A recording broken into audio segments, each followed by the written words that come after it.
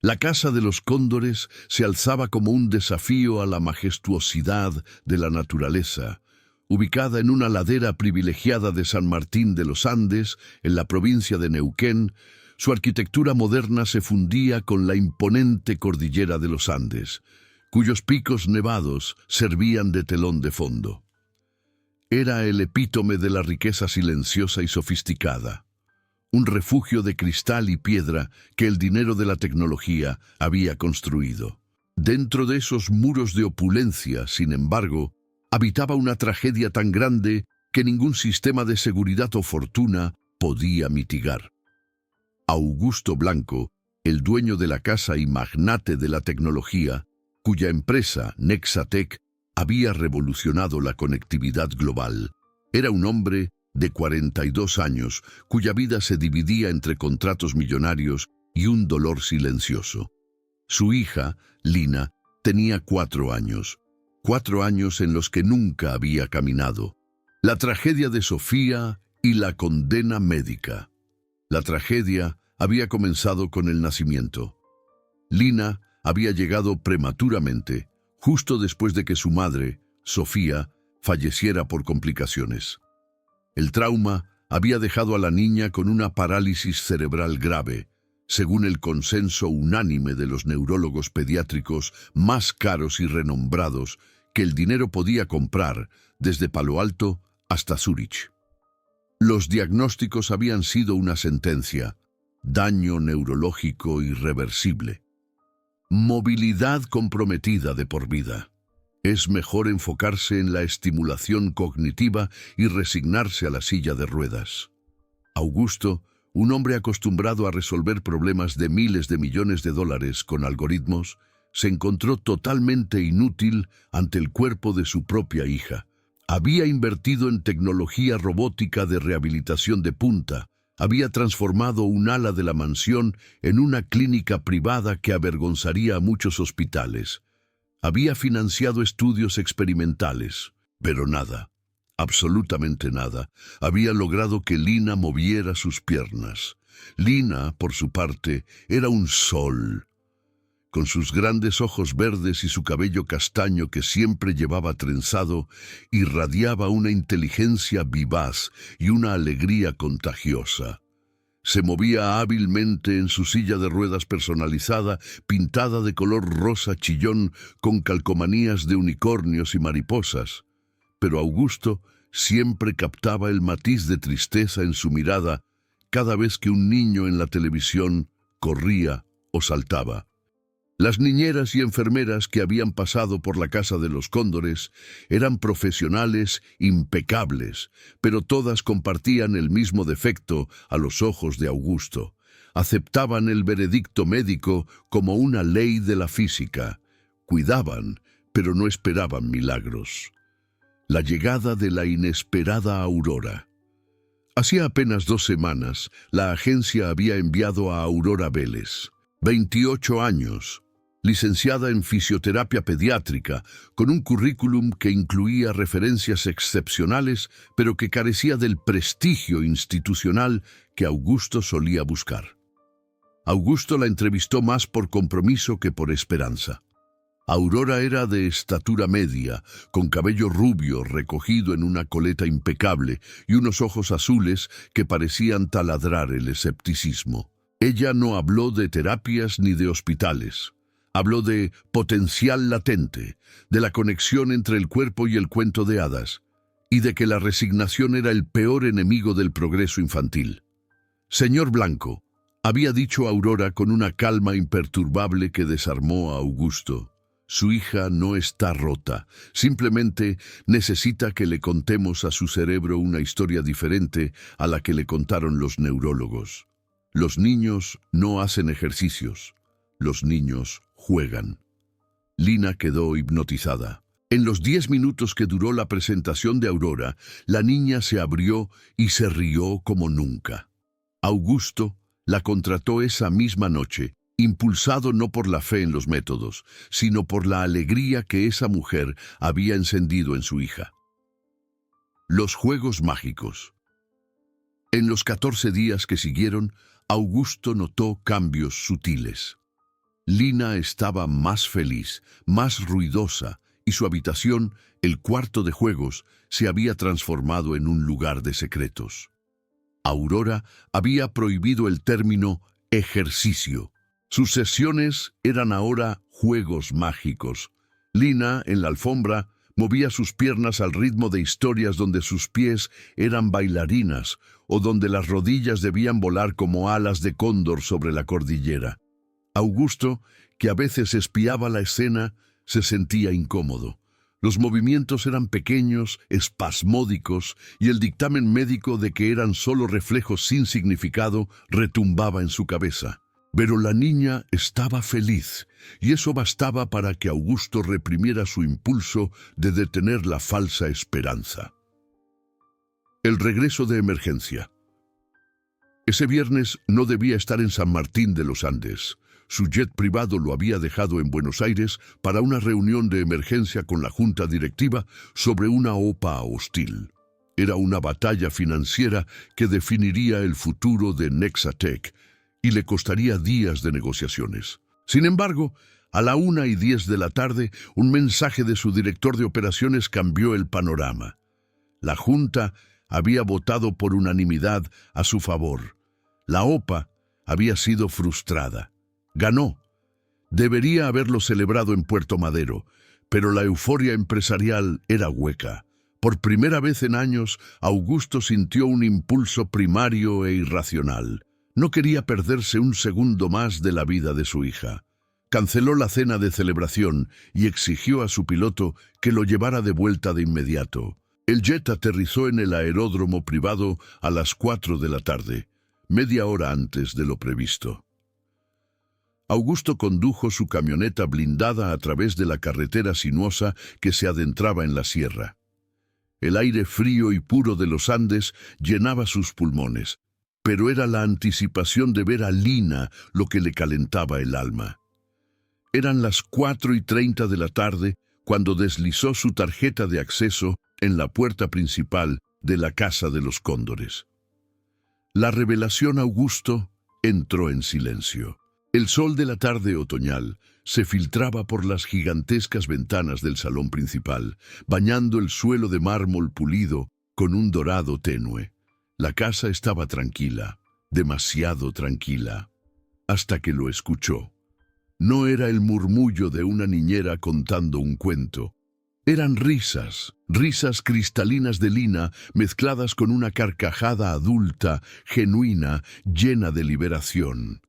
Las voces venían del gran salón. Se acercó, moviéndose con la precisión silenciosa que había aprendido en años de negociaciones tensas. Se detuvo detrás del marco de la puerta. El corazón le latió con un ritmo descontrolado, una taquicardia que ningún acuerdo comercial le había provocado. Lo que vio lo dejó paralizado. En el centro del salón, sobre una alfombra de terciopelo, Aurora Vélez estaba de pie.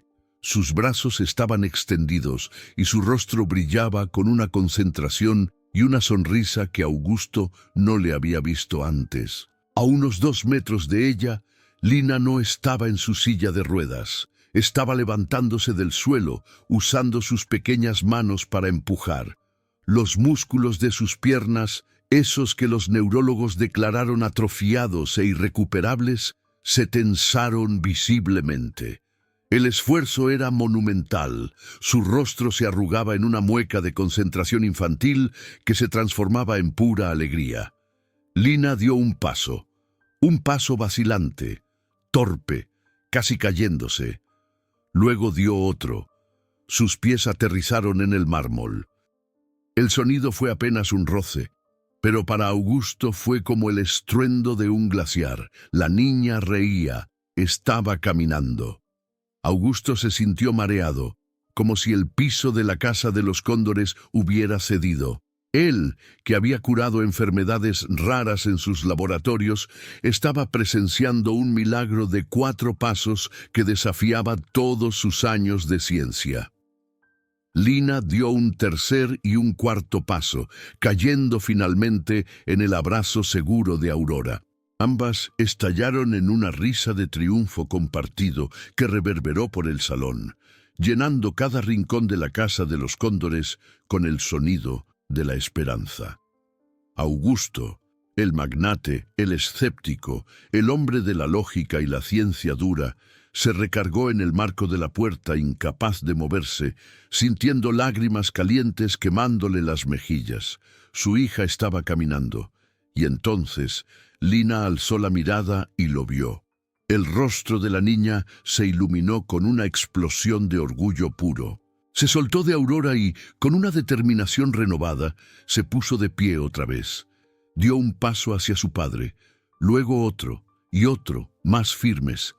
Augusto se arrodilló, extendiendo sus propios brazos, su mente en blanco, solo con una orden primordial: abrazarla. Cuando Lina cayó en sus brazos, Augusto la sostuvo con una fuerza desesperada, incapaz de articular palabra alguna. Lloró incontrolablemente, sintiendo el cuerpo de su hija contra el suyo. Lina le susurró al oído, con el aliento agitado: «Papi, Aurora dijo que si mis pies tienen una historia bonita, aprenden a bailar». Augusto alzó la mirada hacia Aurora, que los observaba con una mezcla de lágrimas de emoción y una visible preocupación.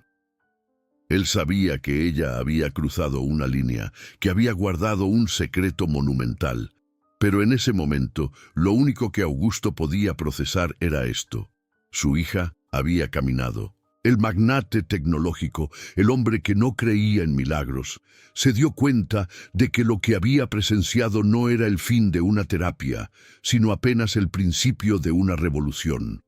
Y en el centro de esa revolución estaba Aurora Vélez, la mujer que acababa de dinamitar todo su universo científico. Augusto se quedó en el suelo del gran salón por lo que pareció una eternidad, abrazando a Lina. El aroma a jazmín del cabello de su hija se mezclaba con el olor a mármol frío de la casa de los cóndores. Cuando finalmente la soltó, su rostro, normalmente cincelado por la concentración empresarial, estaba descompuesto por una mezcla de asombro y furia contenida. Lina, sin embargo, solo sentía el orgullo de su proeza. «Papi, viste, corrí para darte un abrazo», exclamó señalando la distancia entre el centro del salón y el marco de la puerta con un dedo pequeño.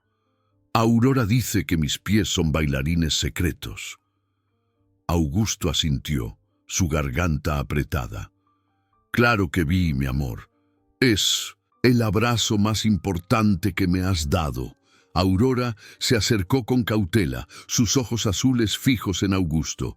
Había preocupación en su postura, la de alguien que sabe que acaba de romper la regla más sagrada, o en este caso, el diagnóstico más firme. «Señor Blanco», comenzó ella con voz baja, «no le dije nada porque era frágil. Una esperanza tan temprana necesitaba silencio». «Silencio». La voz de Augusto era un susurro peligroso. No había elevado el tono, pero el efecto fue más impactante que un grito. «Usted sabía que mi hija estaba dando pasos y decidió ocultármelo. Ocultarme esto». Abrazó a Lina de nuevo, como si necesitara asegurarse de que el milagro no se desvaneciera. «Si usted lo hubiera sabido», replicó Aurora sin titubear, «lo habría detenido. Habría traído a un equipo médico que, con sus pruebas, habría analizado el miedo de Lina y le habría dicho: son espasmos, no camina. Es la ciencia que usted representa, señor, la que mata la esperanza con sus diagnósticos». Lina, sintiendo la tensión, bostezó. Aurora inmediatamente cambió su tono a uno suave y cariñoso. «Mi pequeña Lina Cóndor», dijo, «es hora de que los pies bailarines descansen. ¿Vamos a la cama para que me cuentes una historia nueva?» Augusto observó cómo Lina aceptaba la propuesta de Aurora con docilidad, aferrándose al cuello de la niñera. Su propia esposa, Sofía, nunca había logrado esa conexión emocional con la niña. El poder de esa joven era innegable, casi sobrenatural. Mientras Aurora se retiraba con Lina en brazos, el magnate se quedó solo en el salón, con el eco de los pasos imposibles de su hija resonando en el mármol. La interrogación en el comedor de cristal. 2 horas después, Lina dormía plácidamente. Augusto y Aurora estaban en el comedor de cristal, una estructura suspendida sobre el valle andino, donde se solía tomar decisiones de negocios que movían mercados. Hoy, la decisión era mucho más personal. Augusto había abierto una botella de vino tinto mendocino, de reserva, pero no la había tocado. Aurora sostenía una taza de té de manzanilla. El silencio se había vuelto una carga pesada. «Doctora Vélez», comenzó Augusto, usando el título por primera vez, «los especialistas de la clínica de Zúrich, los mejores del mundo, declararon el daño de Lina como permanente. Hablaron de conexiones neuronales muertas. Usted es fisioterapeuta. ¿Cómo lo hizo?» Aurora tomó un sorbo de té, sus ojos encontrándose con los de Augusto. «Usted ya sabe que no soy solo fisioterapeuta, señor Blanco. Y ahí radica la diferencia. Lo que vi hoy no es magia, es neuroplasticidad infantil». «Neuroplasticidad, lo sé, es un término que usamos en los laboratorios, pero eso aplica para lesiones leves. El daño de Lina era severo, congénito. Y usted, con todo respeto, representa a la industria que prefiere la rigidez del diagnóstico y el coste de un fármaco a la paciencia de la curación sin pastillas», replicó Aurora, finalmente liberando su propia frustración. Entonces, Aurora comenzó a contar su verdadera historia, un plot twist que Augusto no había visto venir. «Mi nombre completo es Aurora Vélez, doctora en neurociencias por la Universidad de Cambridge». Augusto se quedó sin aire. «¿Doctora? ¿Trabajando como niñera?» «Estudié el poder del cerebro infantil para regenerar rutas de movimiento. Lo que su hija tiene, la parálisis cerebral, a menudo es un error de comunicación, no una fatalidad. Mi investigación se centró en cómo el apego emocional y la narrativa pueden engañar al cerebro para que construya nuevas sinapsis, activando las conexiones dormidas». «¿Engañar al cerebro con cuentos?», se burló Augusto, incrédulo. «Con amor y ciencia, señor Blanco. Yo inventé el teatro de los pies y los juegos mágicos para que Lina quisiera moverse. Cuando el niño quiere algo intensamente, el cerebro activa zonas que la terapia robótica fría jamás tocaría. Usted la vio, señor Blanco. Ella no estaba ejercitándose, estaba corriendo para darle un abrazo». La sombra de Mateo y el rechazo de la academia. Augusto estaba estupefacto. El lujo de su empresa siempre había buscado credenciales, títulos y poder. Esta mujer, con el título más prestigioso de todos, había elegido desaparecer. «¿Por qué está aquí, como niñera, con un currículum subestimado, en lugar de estar dirigiendo un laboratorio en Zúrich?», preguntó Augusto, su tono volviendo a ser el del CEO implacable. La sonrisa de Aurora se desvaneció y una sombra de dolor cruzó sus ojos. «Mi hermano, Mateo, tuvo un accidente de tráfico a los 16 años. Quedó tetrapléjico. Los mismos neurólogos que vieron a su hija dijeron que era terminal. Yo era estudiante de posgrado y, contra todos, apliqué mis métodos experimentales. No con Lina, sino con Mateo. Después de 1 año y medio de trabajo, Mateo volvió a caminar. El silencio en el comedor se hizo absoluto, solo roto por el viento frío de los Andes, silbando en el cristal. La comunidad médica se negó a reconocerlo. Continuó Aurora con voz tensa. Lo llamaron remisión espontánea o fraude emocional. El centro experimental donde trabajaba me marginó. Mis métodos, basados en el afecto, la paciencia y el bajo costo, eran peligrosos para un sistema que vive de tratamientos caros y cronificados. Un método que funciona con amor y poco dinero no genera ganancias, y usted, con su imperio, lo sabe bien. El golpe fue directo y certero. Augusto, el hombre que había acumulado miles de millones vendiendo esperanza embotellada, se encontró ante una verdad incómoda. Su sistema había expulsado a una sanadora genuina porque sus milagros no eran rentables. Lina es mi séptima paciente, señor Blanco, y todos ellos eran casos perdidos, concluyó Aurora. No revelé mi título porque para los padres adinerados el prestigio de un diagnóstico es más importante que la esperanza de una niñera idealista. Usted me contrató por la sonrisa de Lina, no por mi currículum. Augusto se levantó de la mesa y caminó hacia el cristal, contemplando las luces distantes que parpadeaban en el valle. Su lógica, su ciencia, su vida entera estaban hechas añicos. Tenía delante a una mujer que había logrado lo que sus millones no pudieron, devolverle la posibilidad de un futuro normal a su hija. «Mañana por la mañana», dijo Augusto, girándose hacia ella con una intensidad nueva y peligrosa. «Usted dejará de ser mi empleada y mi niñera». Aurora empalideció levantándose de golpe, creyendo que la había despedido.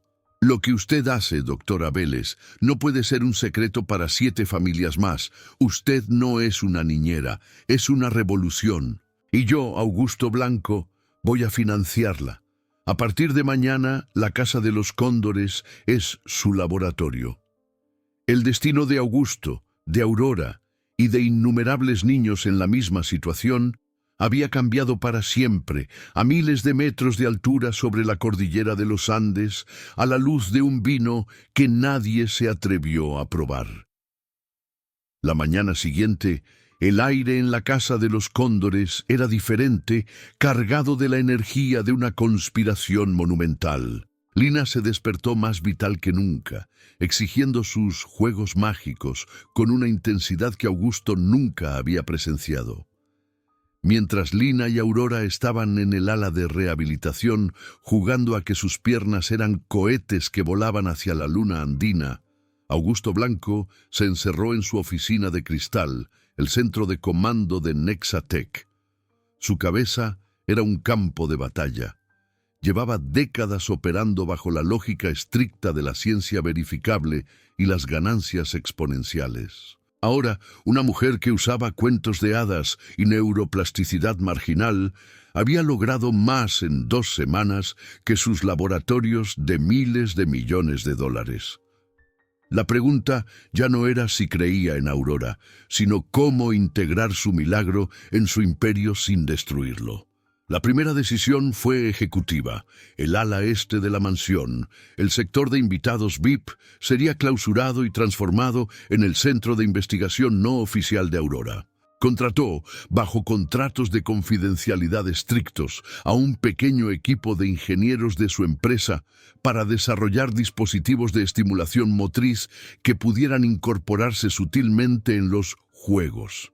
La tecnología estaría al servicio de la ternura, pero la presión externa era inmensa.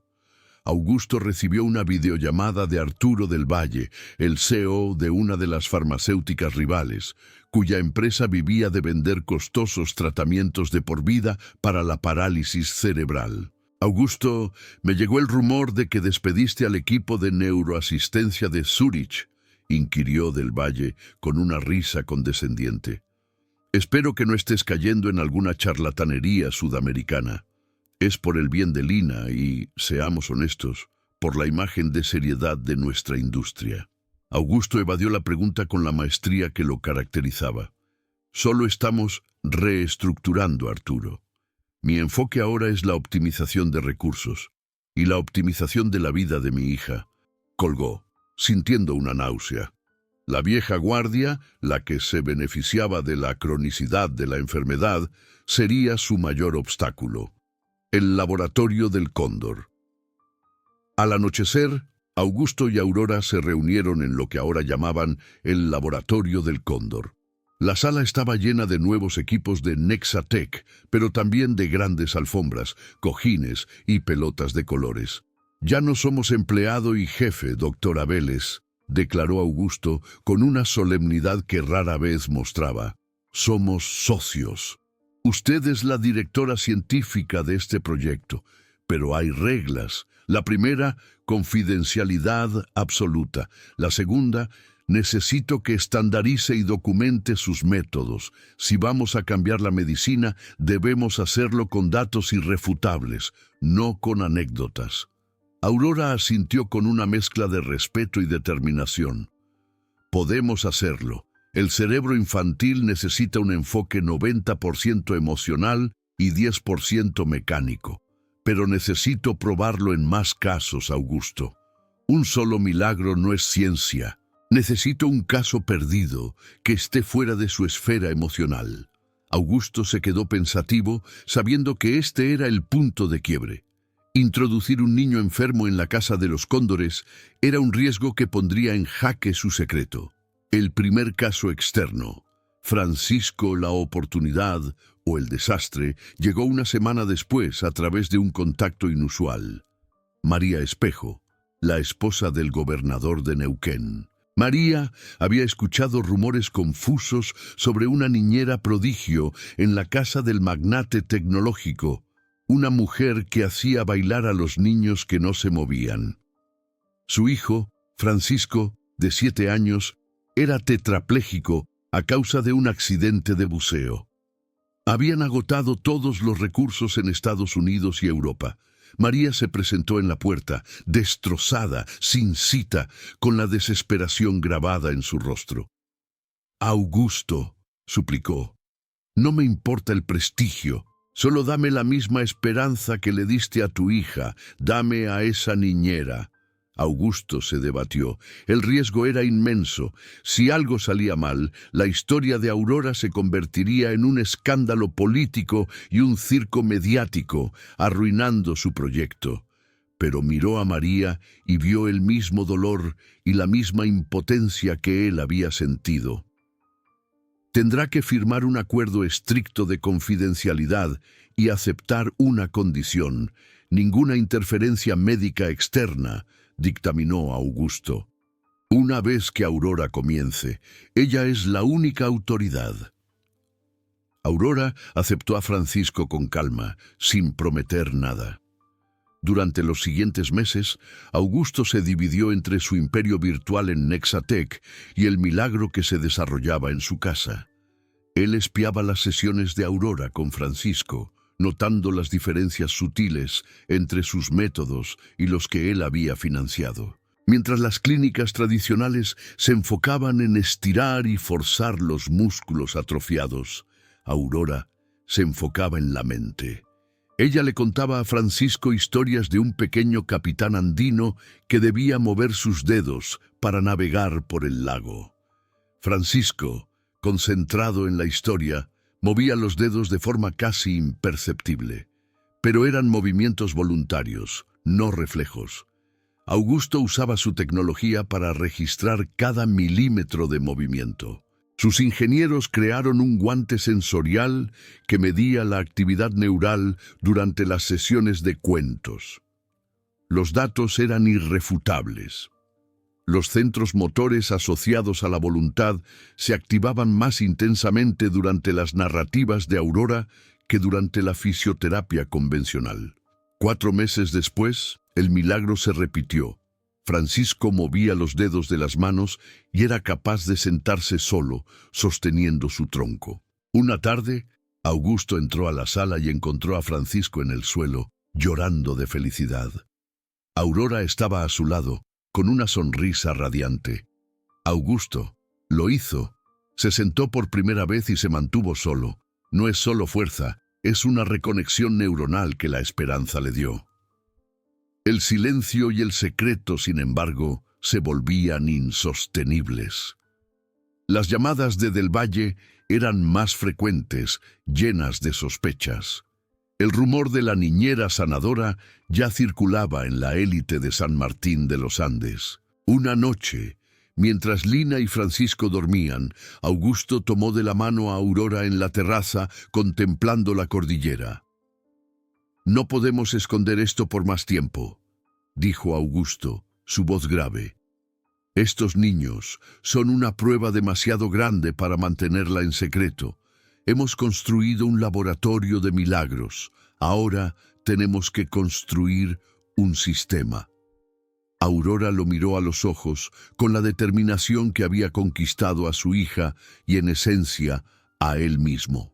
Si vamos a confrontar a la medicina tradicional, Augusto, no podemos hacerlo a medias. Va a ser una guerra. Una guerra, repitió Augusto sonriendo por primera vez con verdadera convicción en meses.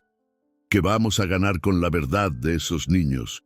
El mundo necesita saber que la esperanza no se vende en frascos, Aurora, se cultiva con paciencia. La decisión estaba tomada. Augusto Blanco, el hombre de la lógica y los miles de millones, estaba a punto de desafiar a la industria que lo había hecho rico para dar voz a una neurocientífica que había sido silenciada por hacer milagros. El anuncio público era inevitable. Continuemos con la parte final de esta apasionante historia. Aquí tienes el cuarto y último capítulo, donde el secreto de la cordillera se convierte en un legado mundial. Mantendremos el formato y el español mexicano. Capítulo 4 de 4. El anuncio histórico y el legado de los Andes. El momento que Augusto temía y al mismo tiempo anhelaba había llegado. 5 meses después de la llegada de Francisco, el niño del gobernador, el secreto de la Casa de los Cóndores era una olla a presión. Francisco, moviéndose con andador, ya había regresado a casa, pero su milagrosa mejoría no podía ocultarse en el círculo social de San Martín de los Andes. Augusto y Aurora pasaron semanas ultimando los detalles del lanzamiento de su revolución. No sería una conferencia médica, sino una declaración de guerra emocional y científica. La fecha elegida fue un martes soleado de primavera andina. Augusto convocó a una rueda de prensa extraordinaria en la misma Casa de los Cóndores, invitando no solo a la prensa económica y científica, sino también a docenas de padres de toda Argentina con niños que padecían parálisis cerebral, ignorados por el sistema de salud. Augusto se paró frente a un atril, con el pico nevado del Cerro Chapelco visible a través del ventanal. Se veía imponente, pero en lugar de hablar de su nueva patente de software o sus ganancias trimestrales, habló con una vulnerabilidad que nadie le había visto antes. Hace un año, comenzó Augusto, con voz firme pero cargada de emoción, yo era un hombre de soluciones, soluciones algorítmicas, soluciones químicas, soluciones de miles de millones de dólares. Pero no tenía solución para la persona que más amo en el mundo, mi hija, Lina. Describió el veredicto médico, las visitas a los especialistas en Europa y la frustración de ser un magnate impotente. Hizo una pausa dramática y presentó a Aurora Vélez. La medicina tradicional nos dijo que mi hija nunca caminaría, pero hace casi un año, esta mujer, la doctora Aurora Vélez, una neurocientífica que fue silenciada por atreverse a decir que la esperanza no tiene que ser cara, nos enseñó la verdad. El primer shock vino cuando presentó los videos. Las pantallas gigantes, diseñadas para presentaciones de Nexatec, proyectaron el video granulado de Lina dando sus primeros pasos vacilantes en el salón. Luego mostraron a Francisco, el hijo del gobernador, pasando de la tetraplegia a sentarse por sí mismo y moverse con ayuda. Lo que vieron es neuroplasticidad, alimentada por el amor, la paciencia y una ciencia que se niega a la rigidez. La doctora Vélez no usa medicamentos caros, usa el potencial inherente al cerebro infantil. Sus métodos, documentados rigurosamente por mis laboratorios de tecnología, funcionan.